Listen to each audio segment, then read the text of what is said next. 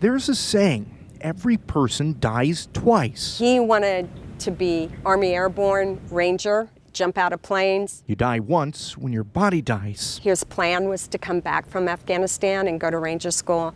He just didn't get that opportunity. You die again when your name is said for the last time. He was a specialist, Corey Joseph Kowal. Corey is still very much alive. His mom still says his name almost daily. Every minute of every day. Ever since her son was killed in action in Afghanistan in 2009, she's been cementing his name into a legacy of helping other veterans. They truly are my hero and who I want to help because of my son. This is that legacy. My Warrior's Place is a nonprofit in Ruskin that provides veterans a place to rest, relax, and process the things that keep them up at night. They can stay for a few minutes or a few weeks. I've had veterans come up to me years later and go, "You didn't know it when I was out there, but I was contemplating suicide. And I'm walking today and not one of the 22 because of my Warrior's Place." That's huge. When she walks these grounds, This is the magic. she feels her son's presence, feels him urging her to keep up this important work. It's amazing how healing the water can be. But right now, her nonprofit's at a crossroads ever since the storms. I know the first day that I came out here after Helene and I saw the devastation, I just cried. Helene flooded most of the cottages it offers to veterans. Milton uprooted trees, smashing some of what was left. Helene and Milton did more damage than we've ever seen, ever.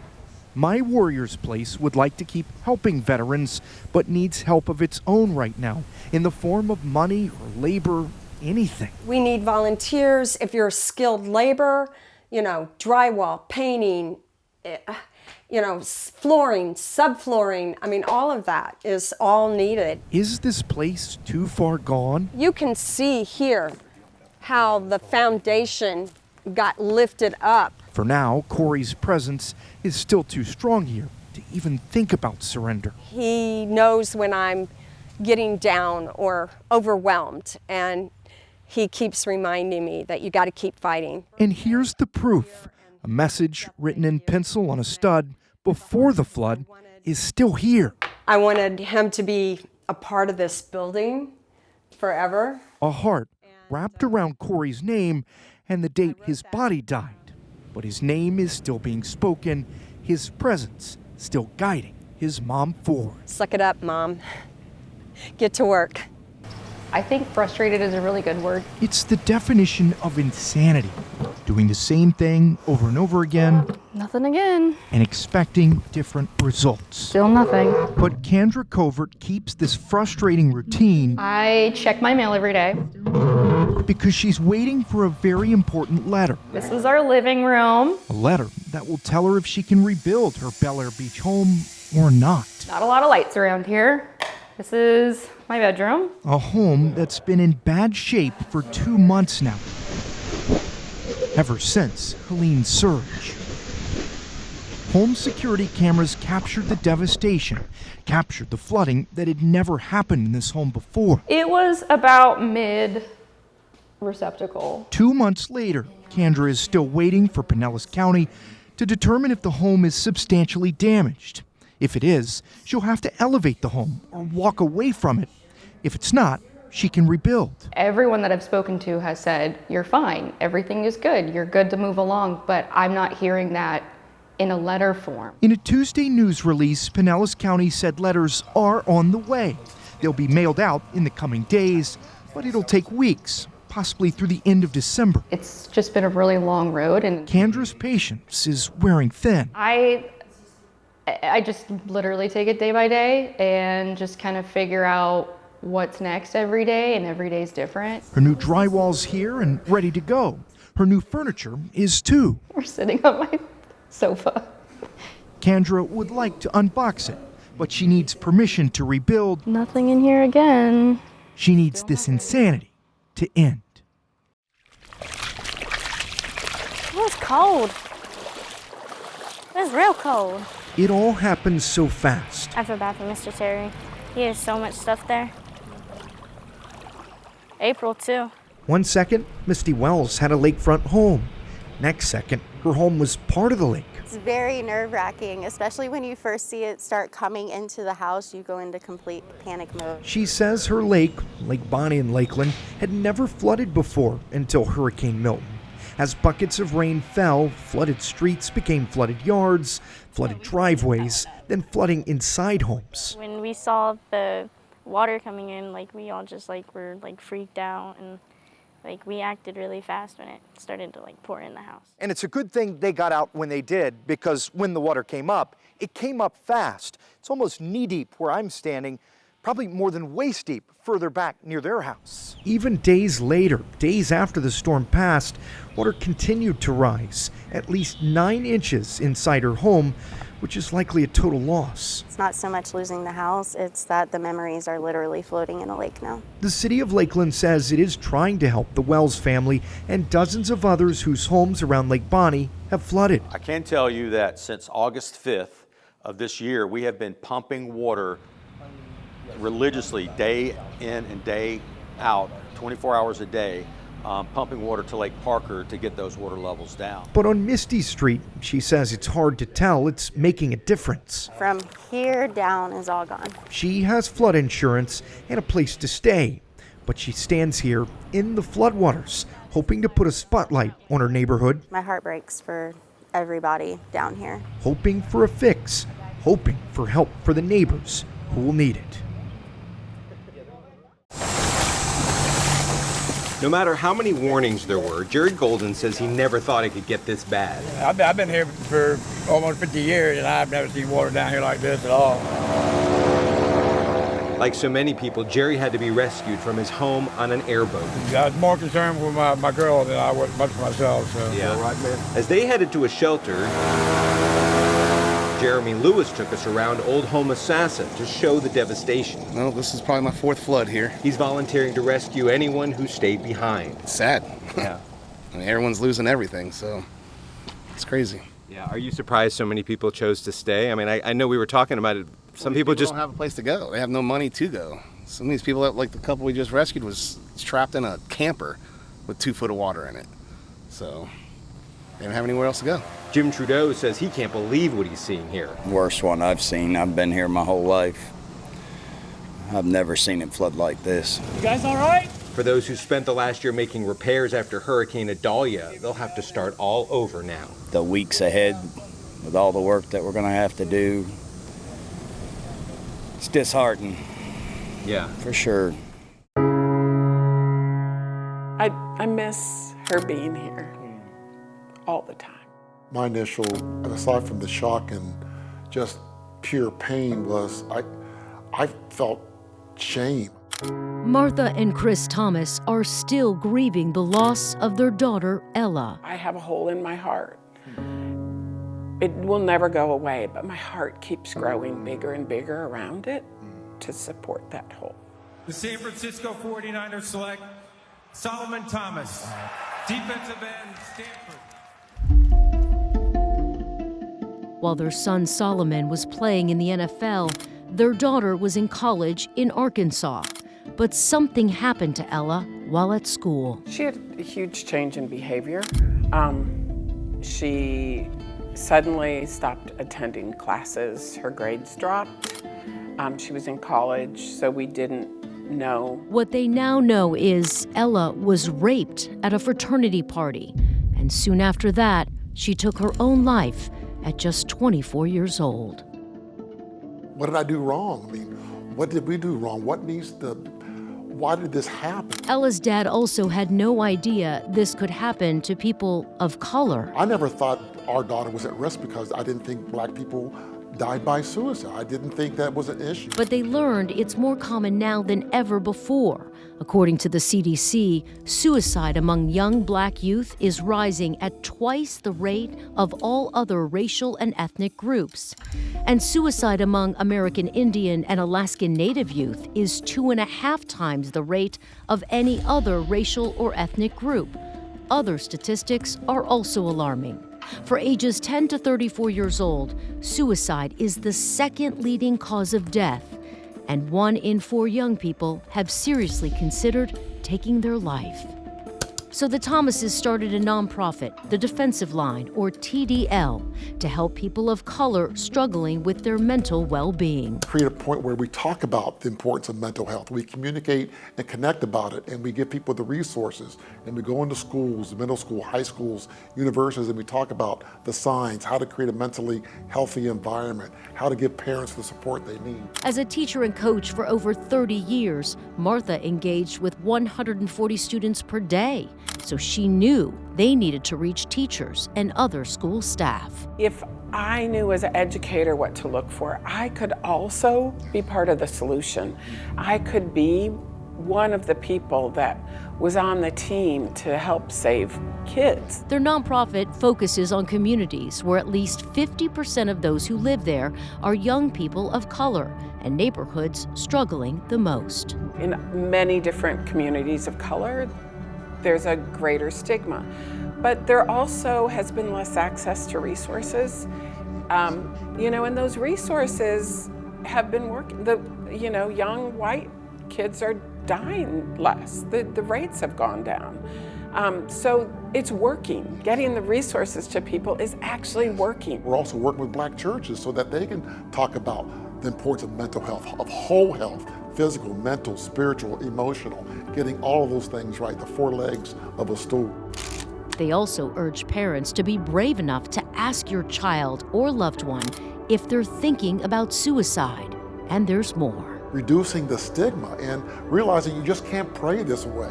One of the things we always talk about, prayer is a weapon, therapy is a strategy. You need both. It's not either or, it's both. And really, it's so important to listen. Not try to say, oh, you don't mean that, or stop saying that. To really listen and try to figure out what it means, how they're really doing. These are my service and Vietnam medals with stars and valor. Dale Madrishin is one of 76 Tampa Bay veterans called to duty one last time for Mission 49. The honor flight of West Central Florida sending this group of veterans at no cost to our nation's capital to commemorate their service and visit the war memorials many have never seen. As each veteran boarded this flight, some painfully recalled how awful they were treated when returning home from the war.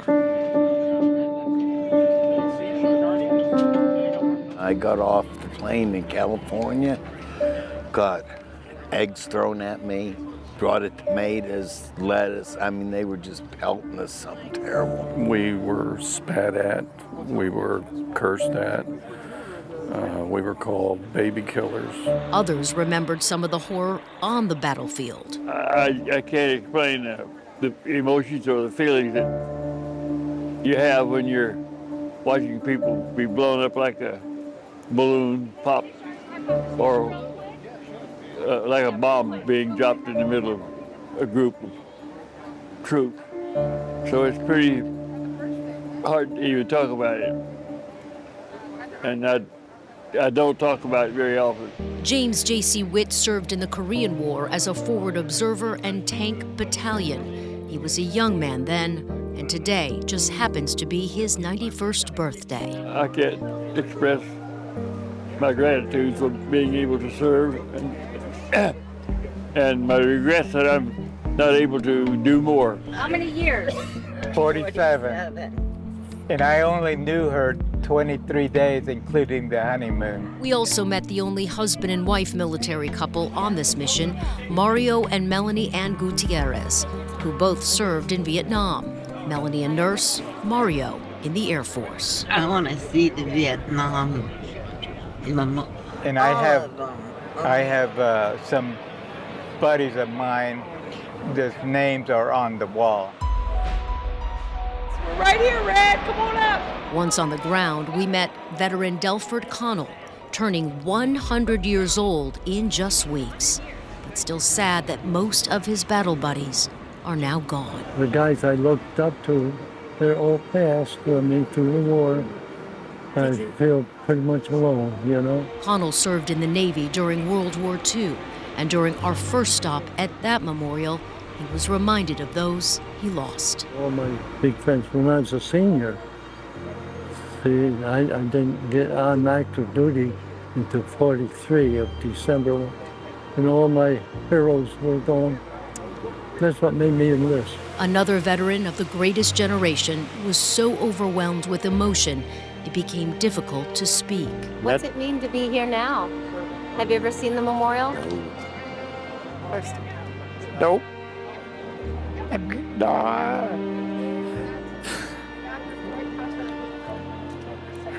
We're done. We're done. Okay. All right. It's hard, Mom. Breaking me up. They also got to see the tomb of the unknown and the changing of the guard.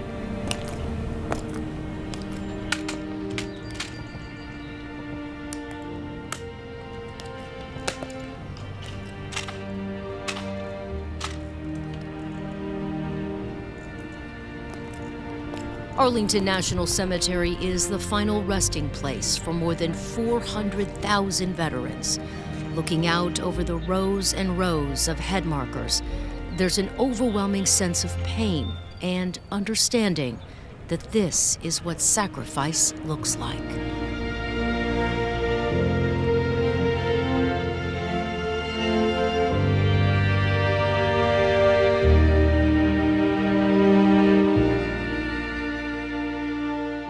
Thomas and Lawler. There it is. The Vietnam Wall, with names of over 58,000 servicemen and women, was a memorial veteran Gary Stone needed to see.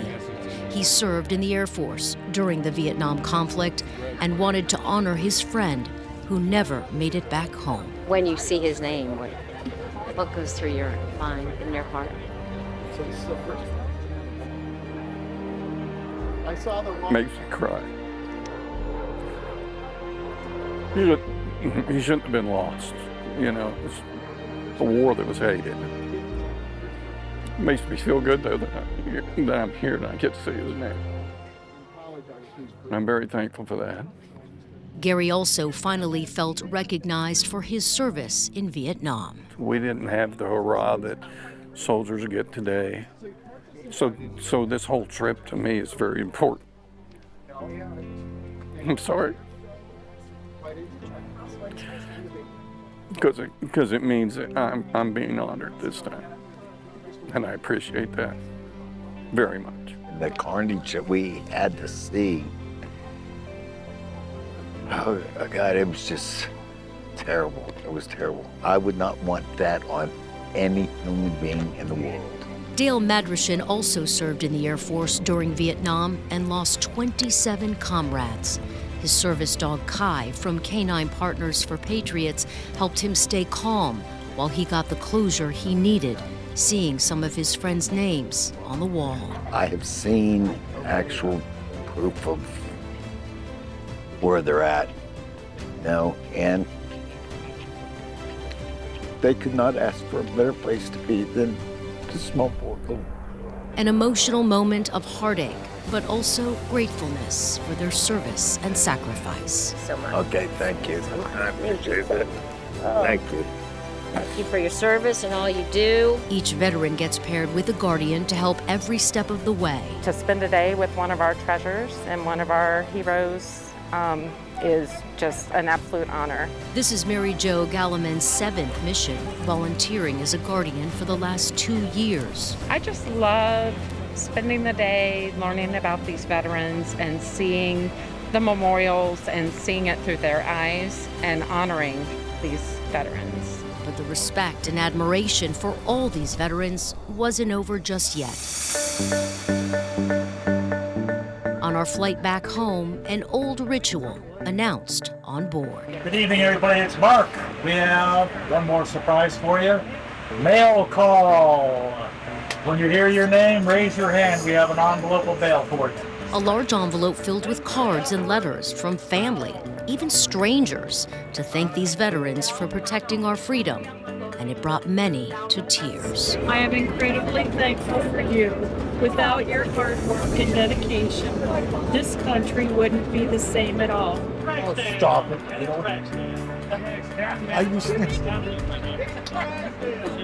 I used to never cry.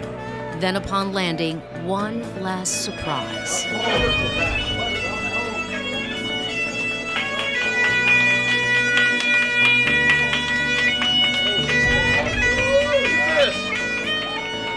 A welcome home party for these heroes with over 500 volunteers, even little ones, with a long overdue thank you for serving our country. Oh my goodness.